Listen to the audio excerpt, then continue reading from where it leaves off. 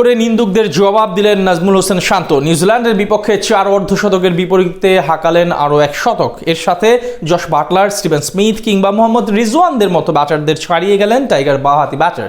প্রায় 2 বছর পর চট্টগ্রামের সাগরিকায় উপহার দিলেন আরও এক অসাধারণ ইনিংস, যার মাধ্যমে দুনিয়ার অনেক সেরা ব্যাটারদের ছাপিয়ে তবে কি এমন কীর্তি গড়লেন শান্ত, চলুন জানি রিপোর্ট।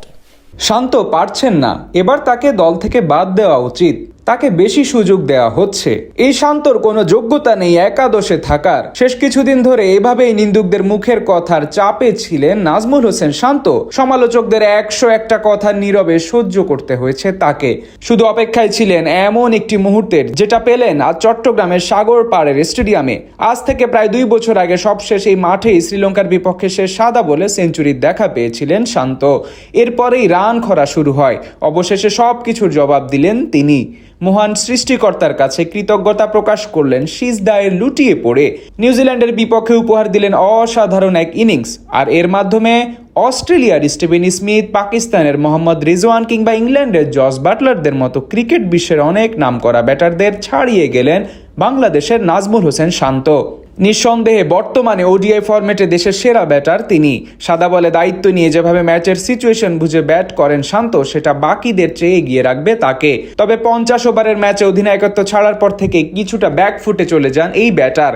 এরপর থেকে বাজে সময়কে সাথে নিয়ে এগিয়ে যেতে হয় শান্তকে। এমনকি এই সিরিজের প্রথম ম্যাচেও প্যাভিলিয়নে ফিরেছেন রানের খাতা খোলার আগেই, তাও আবার ডিরেক্ট বোল্ড হয়ে।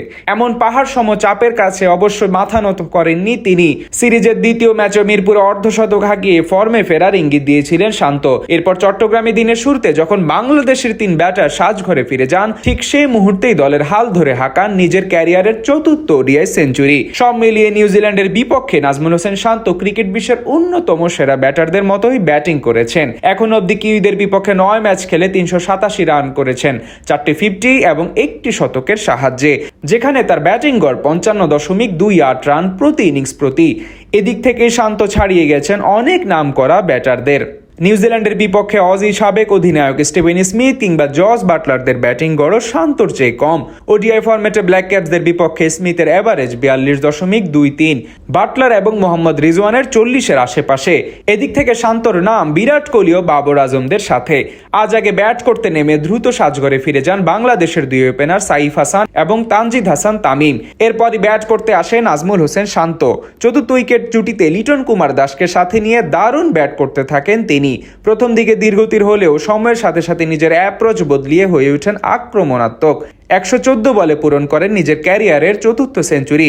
শেষ পর্যন্ত 119 বলে 105 রানের এক নান্দনিক ইনিংস খেলে আউট হন শান্ত। পুরো ইনিংস সাজানো ছিল 9টি 4 এবং 1টি ছক্কার সাহায্যে, যার উপর ভর করে 265 রানের পুঁজি পায় বাংলাদেশ ক্রিকেট দল।